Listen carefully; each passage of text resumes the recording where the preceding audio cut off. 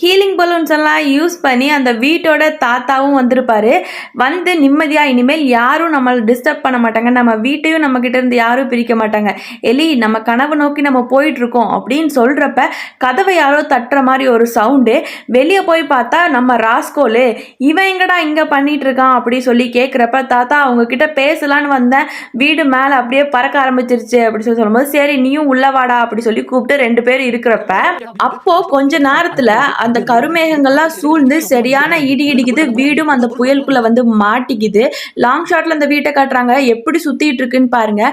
அப்படியே கொஞ்ச நேரம் கழிச்சு அந்த புயலும் ஓய்து தாத்தாவும் மயக்கத்துலேருந்து எந்திரிக்கிறாரு. எங்கடா நம்ம வந்திருக்கோம் அப்படின்னு சொல்லி பார்க்குறப்ப அவர் இருக்க இடம் எல்லாமே ஃபுல்லாக புகை மூட்டமாக இருக்குது. எங்கே இருக்கோம் அப்படின்னே தெரியாமல் வீட்டை எப்படியாச்சும் லேண்ட் பண்ணி எங்கே இருக்கோம் அப்படி சொல்லி பார்க்கணும்னு நினைக்கிறப்ப அந்த புகை மூட்டமெல்லாம் விலகி ஒரு காட்சி வருது.